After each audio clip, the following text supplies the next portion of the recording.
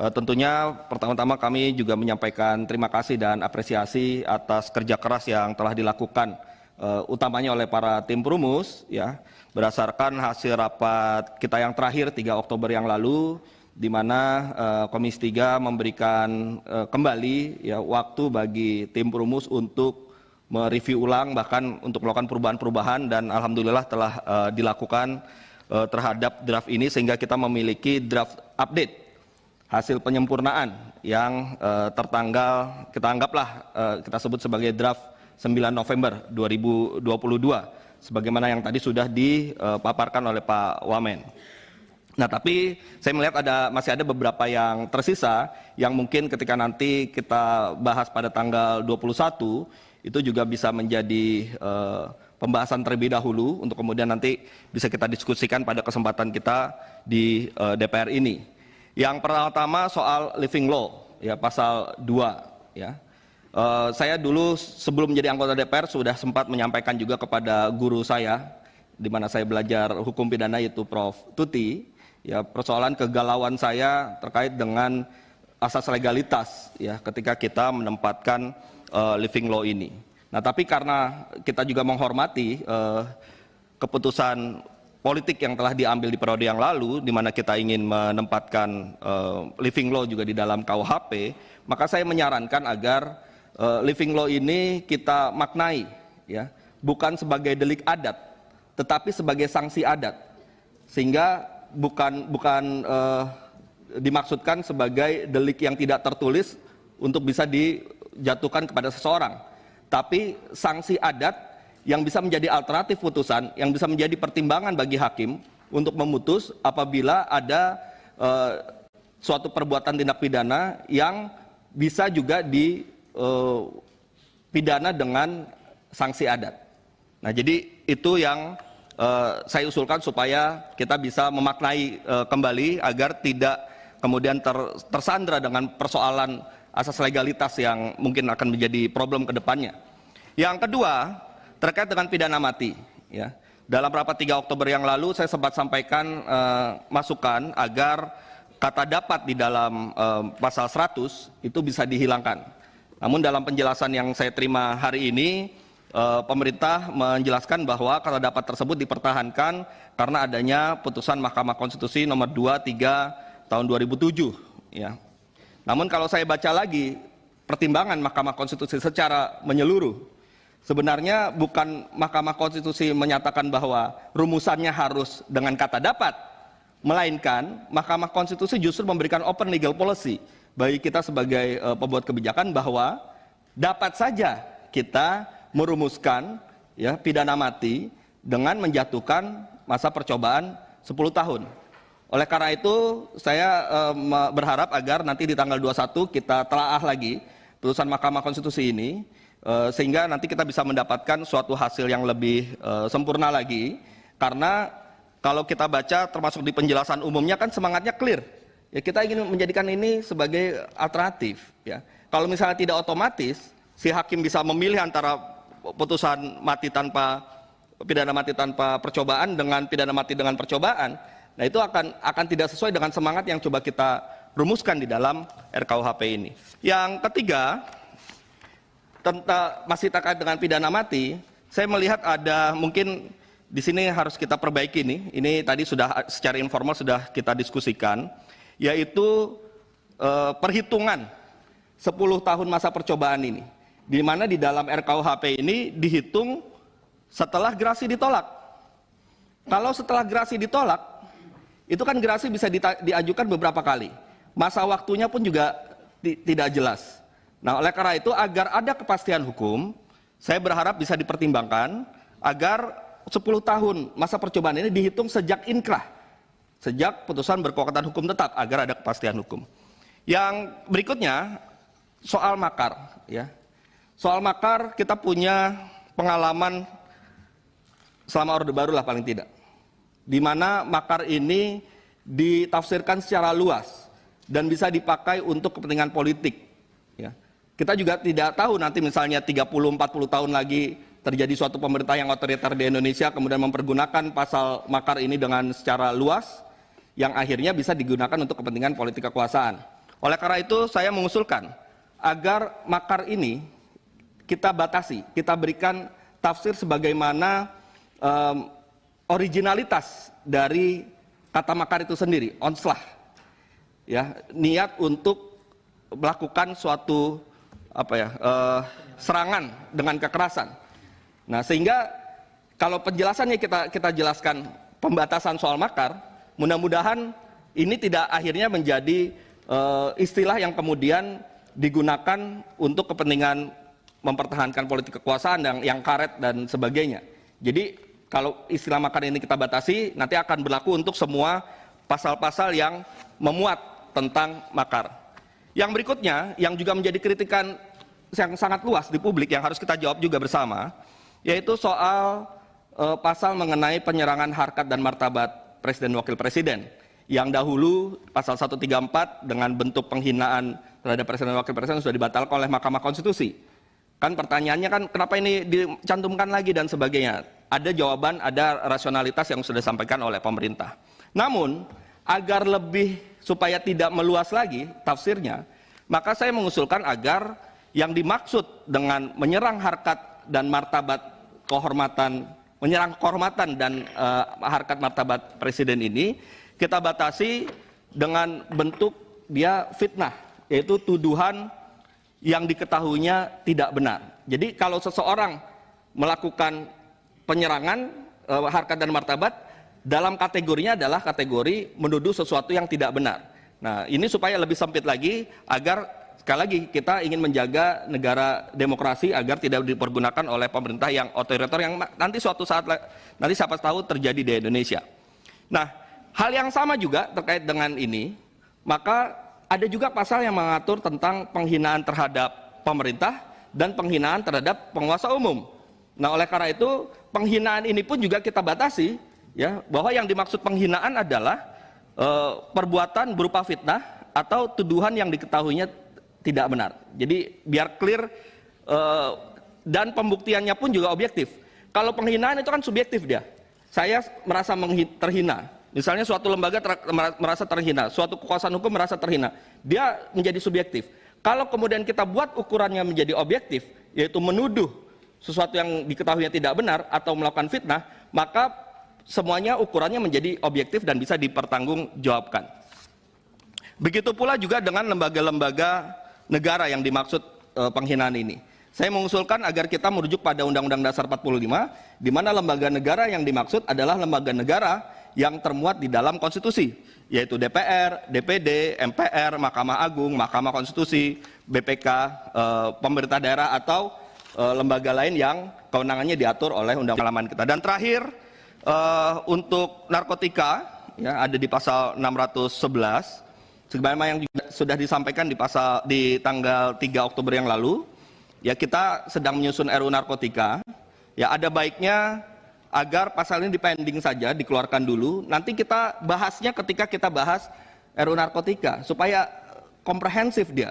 Pendekatannya tidak, kita kan punya semangat untuk ketika kita memperlakukan kebijakan narkotika, maka pendekatannya tidak hanya soal hukum, tidak hanya soal pemidanaan, tapi di situ ada persoalan kesehatan. Kita mendorong rehabilitasi. Nah, kaitan ini dengan pidana kan harus sama. Oleh karena itulah maka usulan saya agar khusus untuk narkotika, biarlah tindak pidananya, deliknya kita atur nanti di dalam RUU narkotika yang juga sedang sama-sama kita bahas. Demikian pimpinan, terima kasih atas waktunya. Izinkan saya menyatakan rasa hormat dan penghargaan yang setinggi-tingginya pada pemerintah dan para ahli yang sudah bekerja keras. Kenapa saya tahu? Karena saya pernah juga sebagai anggota di satu tempat diundang menjadi narasumber.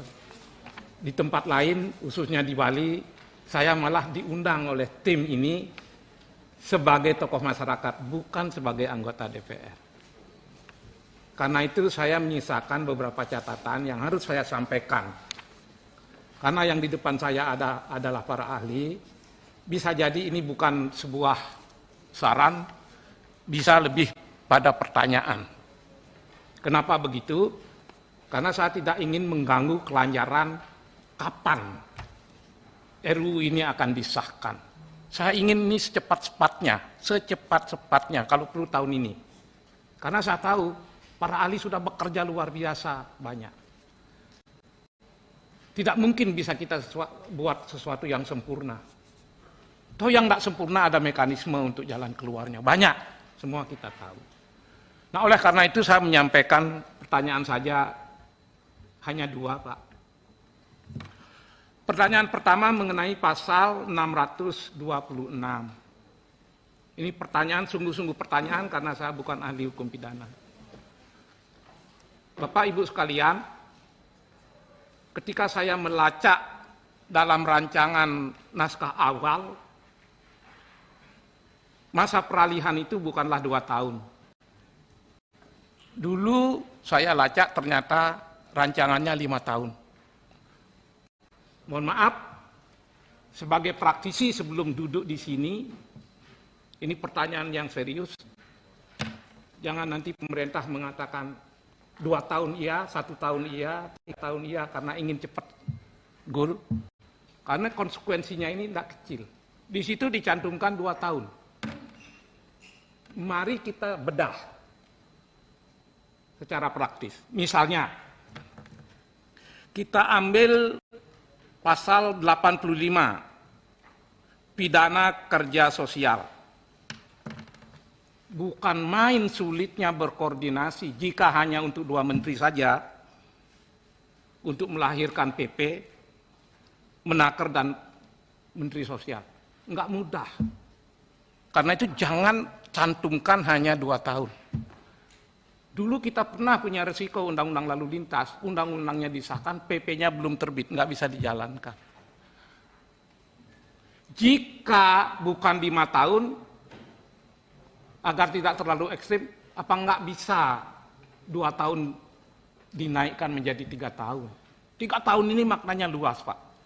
Ambil contoh yang lain, konfilasi hukum adat. Siapa yang bisa meramalkan itu selesai dalam 2 tahun? Kami yang di Bali tahu persis. Bagaimana mengkonfilasikan hukum pidana adat yang sudah sekian tahun terbenam dan mana yang relevan. Itu perdebatannya panjang di intern kami. Kok 2 tahun? Siapa yang jamin konfilasi itu selesai dalam 2 tahun? Sekarang yang enteng-enteng. Membuat kepres itu gampang. Tapi kalau sudah menyangkut hukuman mati, gampang nggak presiden buat kepres? Oleh karena itu janganlah 2 tahun menurut yang saya pahami. Jadi pertanyaan, boleh nggak diajukan 3 tahun misalnya gitu. Kita bahas tentang pidana denda. Sebagaimana yang sudah ada dalam pasal ini, walaupun kita belum membahas satu persatu pasal-pasal yang ada, tetapi setidaknya ini bisa menjadi bayangan kita apakah kita satukan dalam satu denda antara perorangan dengan denda korporasi yang pernah dibahas waktu itu. Nah, saya melihat dari pasal 81 atau 80 sampai 84, saya tidak melihat di sini ada disamakan denda dengan perorangan dari itu dengan denda yang dijatuhkan korporasi. Nah, apakah ada di tempat lain atau sengaja kita memang memisahkan ini atau sengaja kita tidak membuat dalam salah satu pasal yang ada di sini. Cuma itu aja saya mau ingatkan, nanti menjadi diskusi kita pada saat pada tanggal 21 nanti. Terima kasih pimpinan. 22. Yang kedua, tentang narkotika. Tadi sudah disampaikan juga Bang Tobas dan kawan-kawan semua. Panjangnya juga sedang berjalan, toh nanti kita juga yang bicara. Catatan saya dari draft ini, di bagian 5 tindak pidana narkotika ada 6 pasal, 611 sampai 616, 12 ayat. Yang kelihatannya semua substansinya juga overlapping nanti di ketentuan pidananya narkotika gitu. Nah, karena itu nanti coba kita dudukkan, Pak. Macam mana ini? Apakah kemudian nanti di narkotika itu nggak ada atau ada di sini saja? Atau seperti apa? Jadi tidak overlapping begitu. Nah, soal yang tentang pidananya. Dan kita mohon teman-teman, bapak-bapak dan ibu para guru besar, pikiran kita tentang narkotika ini dalam aspek pidananya adalah 2 kutub saja. Si bandarnya adalah orang yang mengambil kekayaan luar biasa secara sistematis dan melanggar hukum dan mengorbankan umat manusia, inilah yang harusnya dipidana.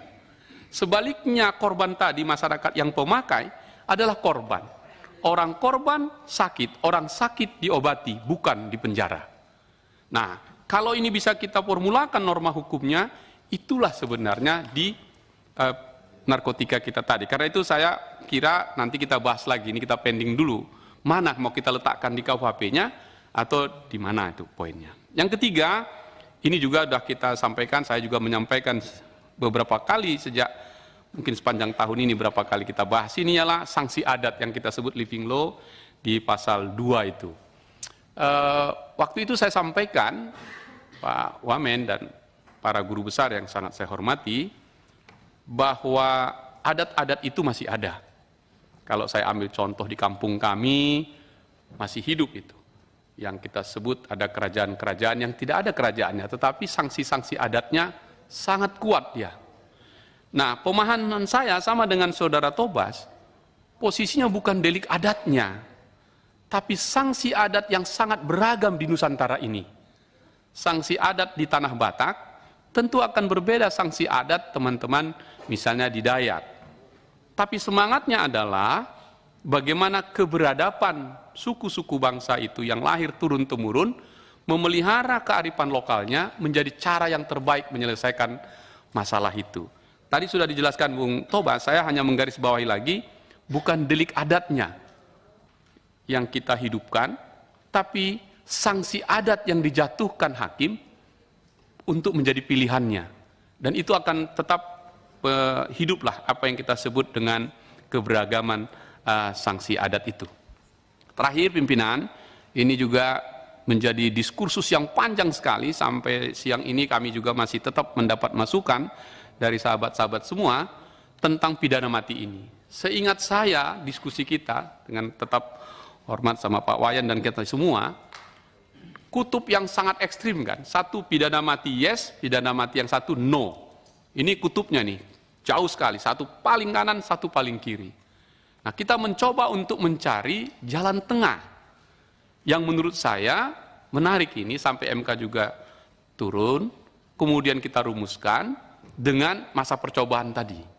Saya kira ini pilihan yang terbaik, oleh karena itu pasal 100 yang versi terbaru 9 November ini, dengan argumentasi yang sudah disampaikan teman-teman, saya kira saya tetap berpendapat kata dapat menjadi tidak ada.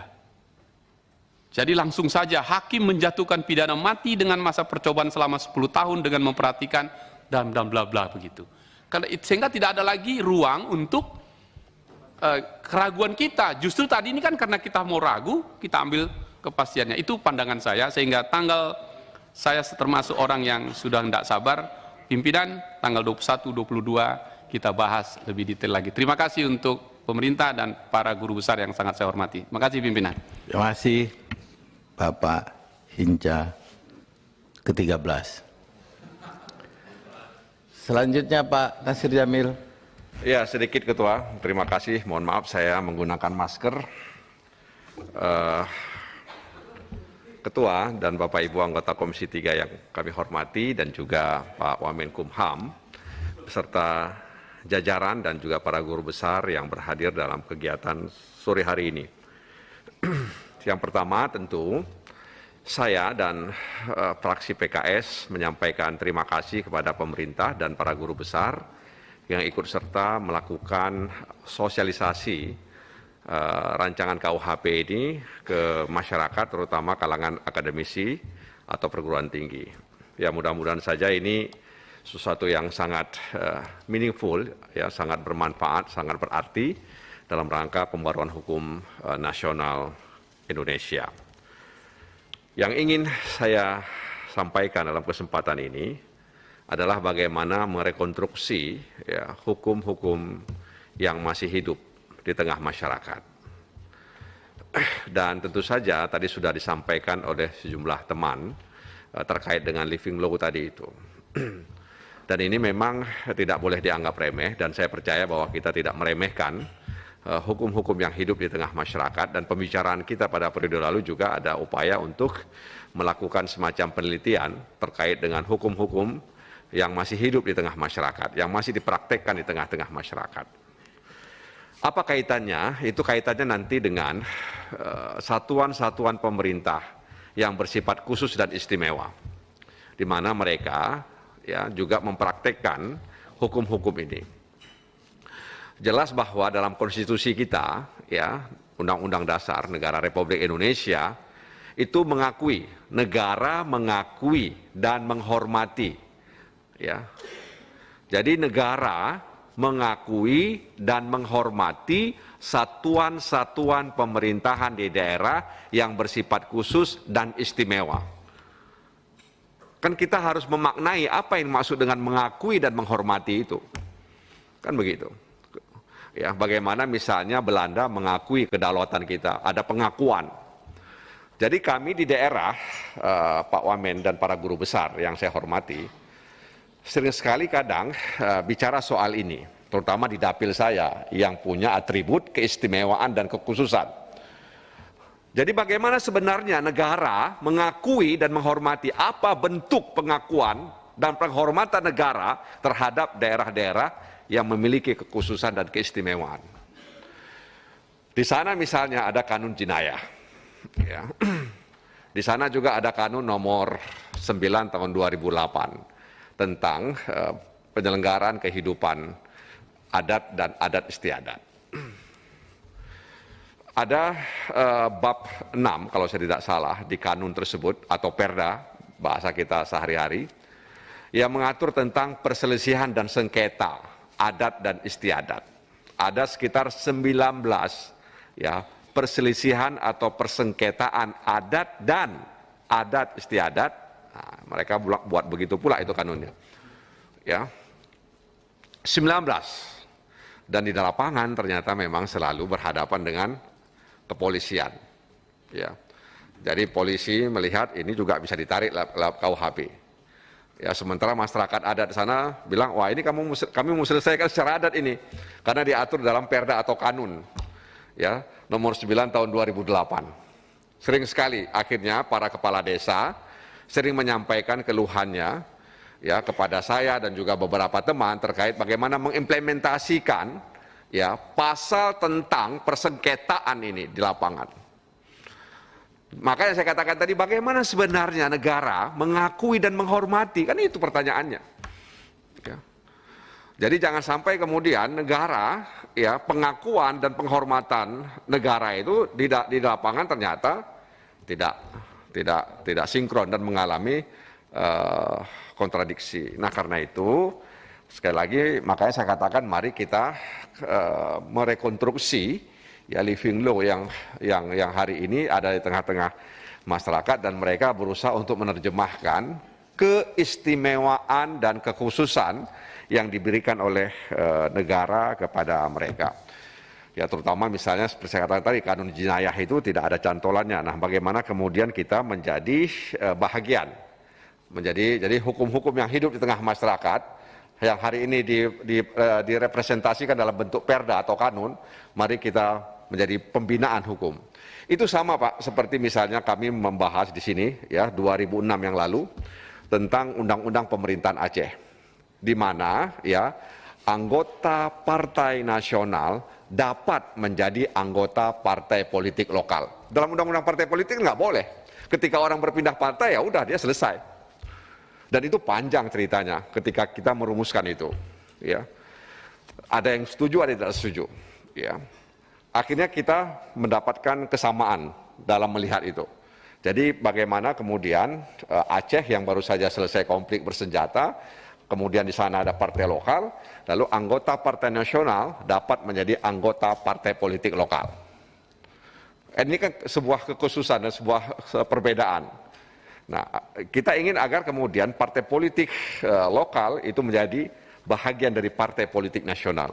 Nah, saya katakan juga bahwa bagaimana kemudian hukum-hukum yang hidup di tengah-tengah masyarakat di sana atau di tempat-tempat lain itu menjadi bahagian besar hukum nasional kita. Jadi jangan sampai kemudian di lapangan terjadi katakanlah hal-hal yang sifatnya saling bersinggungan. Ya, aparat penegak hukum ini urusan kami, ini diatur juga dalam KUHP. Majelis adat sana bilang, nggak bisa, ini juga diatur. Nah, itu yang sering terjadi. Nah, ini perlu kita pikirkan bersama-sama, mumpung kita belum selesaikan ini. Dan yang terakhir, beberapa hal tadi disampaikan oleh rekan-rekan, kami juga memberikan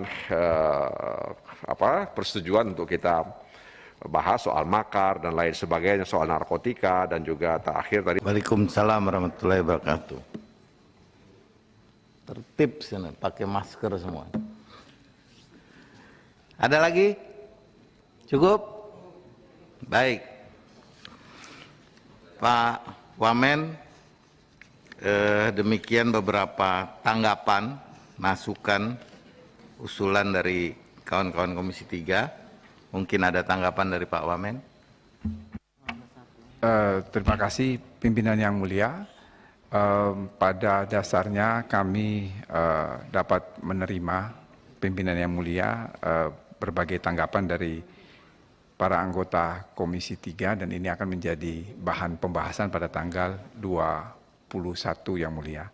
Dan tadi dari yang disampaikan oleh Pak Taufik Basari, kami kira itu tidak lebih dari 9 item dan itu bisa kita bahas lebih lanjut pada tanggal 21. Pemerintah tentunya berharap berbagai tanggapan itu bisa dimasukkan ke dalam daftar DIM dari DPR sehingga kita akan bahas fokus pada tanggal 21.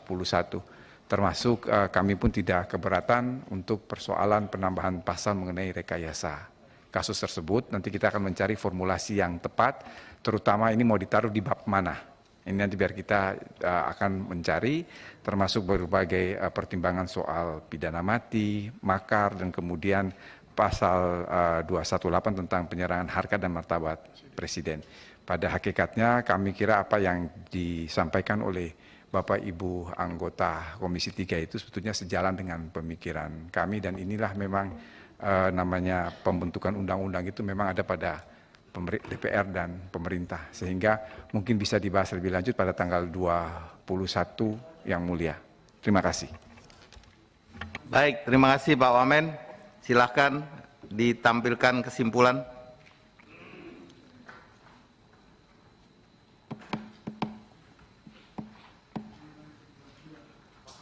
Ya, silakan Bu Sari dibaca.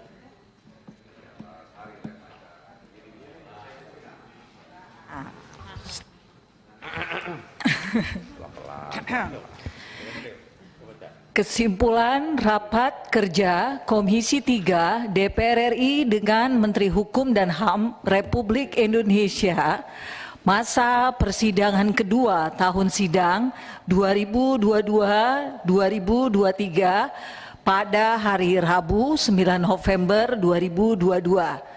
Komisi 3 DPR RI menerima naskah rancangan undang-undang tentang KUHP hasil sosialisasi dan dialog publik untuk selanjutnya akan dilakukan pembahasan pada tanggal 21 dan 22 November 2022. Ya, setuju ya? Pimpinan boleh nambah satu poin. Coba apa kira-kira? Jadi Bentar, Pak. Yang poin ini udah oke? bukan ditambah satu ini disisipkan. Di mana? Jadi Komisi 3 menerima naskah rancangan undang-undang tentang KUHP dan sosialisasi dan dialog hasil sosialisasi dan dialog publik untuk selanjutnya karena kita sudah mengagendakan juga mendengarkan masukan untuk selanjutnya diagendakan mendengarkan masukan publik dan dilakukan pembahasan mendengarkan masukan publik pada tanggal berapa kemarin kita 14 November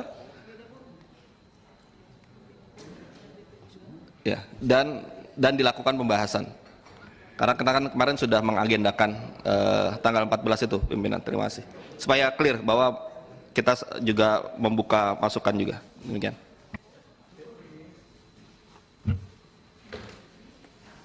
Ya, kalau itu kan otomatis ya kalau masukan publik. Oh iya. Beda forum Pak Taufik karena tanggal 14-16 kita ada jadwalkan juga rapat dengan forum aliansi apa? Ya, jadi itu nanti kita ada kesimpulan sendiri di situ. Nah, jadi beda. Ya.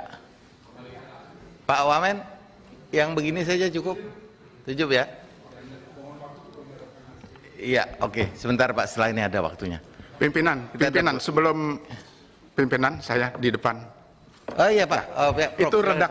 redaksinya pimpinan. Karena kan yang dimulai itu dialog publik baru sosialisasi, barangkali itu dibalik. Jadi hasil dialog publik dan sosialisasi. Oh iya betul Prof. Ya, Nah, ini kan, karena sekarang kita sosialisasi. ya betul. Ya, dibalik. Terima kasih pimpinan. Emang kalau banyak profesor itu tenang kita.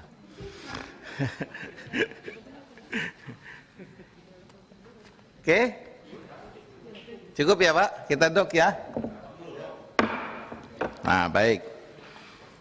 Terima kasih Bapak Ibu sekalian. Kita telah bacakan kesimpulan untuk pembahasan tanggal 21 dan 22 dan nanti tanggal 16 ya. 14.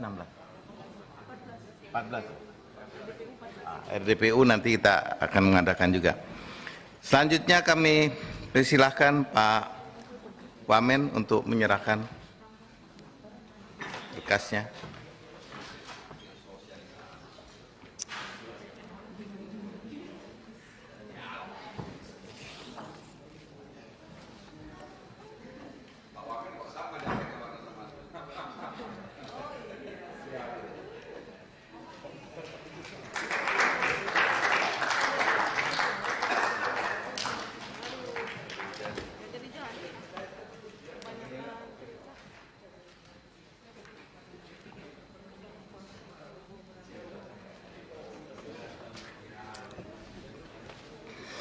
Baik Bapak Ibu sekalian, dengan telah diberikannya naskah RUU KUHP hasil